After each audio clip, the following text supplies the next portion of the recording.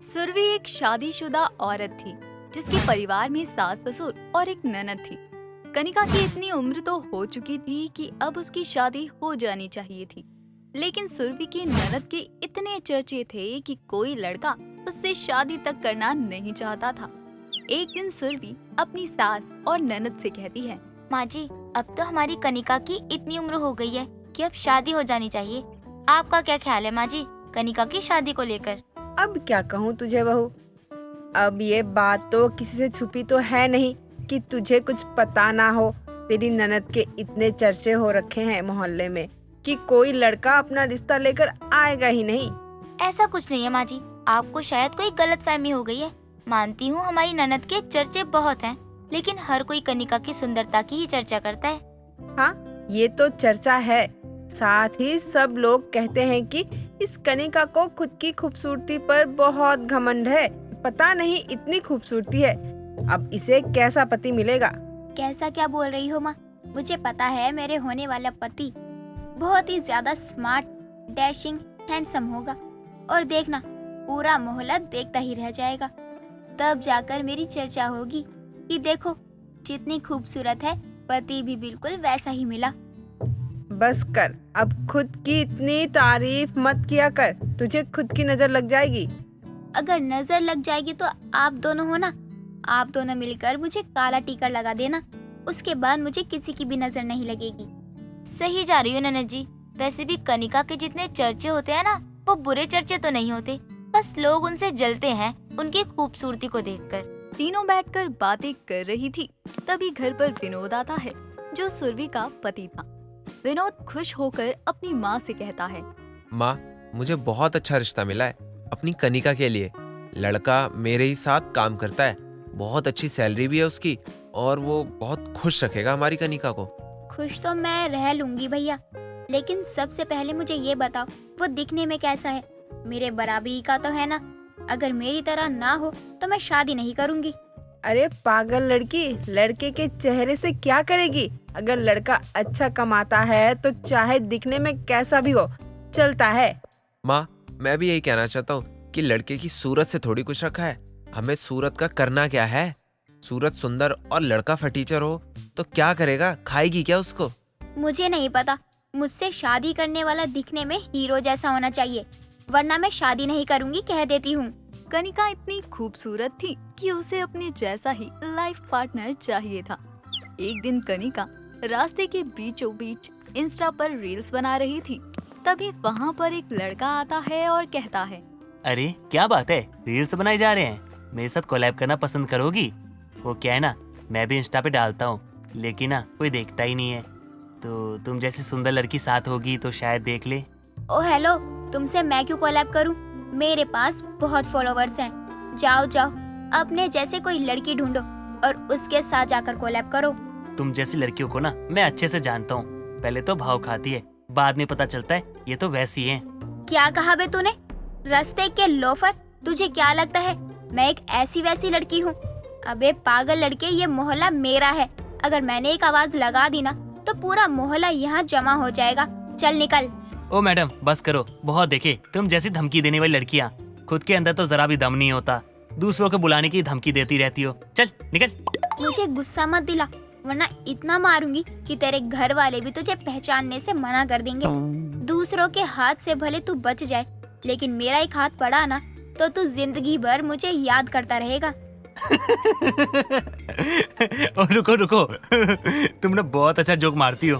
पुनीत हंसते हुए कनिका का मजाक बना ही रहा होता है कि तभी कनिका पुनीत को बहुत मारती है और उसकी हालत खराब करके चली जाती है। जब कनिका पुनीत को मारकर घर जा रही होती है तो कुछ लोग उसे देख लेते हैं और उसकी बातें करने लगते हैं। जैसे कनिका अपने घर पहुंचती है तभी वहाँ उनकी पड़ोसन कुंती आ जाती है और सुनीता से कहती है, अरे सुनीता बहन जी, आपकी बेटी तो बहुत बिगड़ गई है। मैंने आज तक सिर्फ सुना ही था इश्क के बारे में। एक अच्छे पड़ोसी के नाते ये बातें बोलने आई हूँ कि अपनी बेटी को संभाल लो। अब क्या कर दिया इस लड़की ने? उफ, मैं तो थक चुकी हूँ इसकी इन्हीं हरकतों से। सच बताऊं तो अब तो मन करता है इसकी शादी करवा दूं। आपको पता है आपकी बेटी की हरकतों के बारे में? अगर आपको सब कुछ पता है तो क्यों नहीं अपनी बेटी को सुधारती? कभी कहीं कोई ऊंच नीच हो गई तो पता है ना, पूरा मोहल्ला आपकी ही बेटी की चर्चे करेगा। अरे बहन जी, मुझे सब पता है, मेरी बेटी है तो मुझे भला क्यों कुछ पता नहीं चलेगा।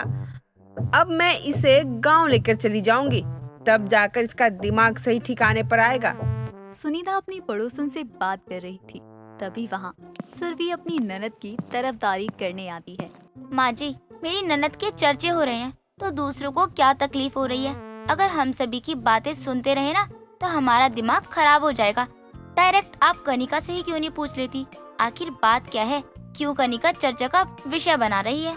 अरे सुनीता बहन जी, मुझे तो लगा सिर्फ आपकी बेटी की ही ऐसी हरकतें होंगी, लेकिन यहाँ तो बहू भी वैसी निकली, दोनों एक जैसे। हाँ, अब क्या करें आंटी, बिना बात के अगर आप किसी को बेकार में चर्चा का विषय बना रही हो तो उस विषय को अच्छे से पढ़ तो लो। आखिर बात क्या है? किस बात की वजह से मेरी ननद हमेशा चर्चे में रहती है?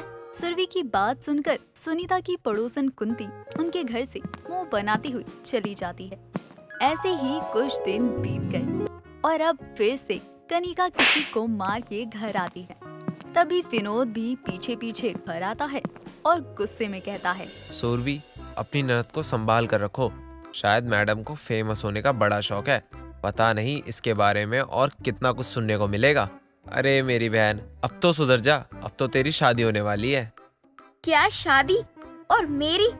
आप मेरी शादी करवा रहे हैं और आपने मुझसे पूछने की जरूरत नहीं समझी। वाह भैया, क्या बात है। वैसे भी मुझे शादी नहीं करनी, और अगर करवानी है मेरी शादी तो सुंदर लड़के से ही करवाना, वरना मैं भाग जाऊंगी घर से शादी वाले दिन ही। क्या बात होगी ये बताओ पहले। बिना बात के एक दूसरे को कुछ भी बोल रहे हो। और आप विनोद जी, आपको क्या हुआ है? क्या कहूँ सुरभि, पता नहीं हमारी बहन के अंदर किस मर्द की आत्मा है जो हर वक्त लड़कों से पंगे लेते रहती है।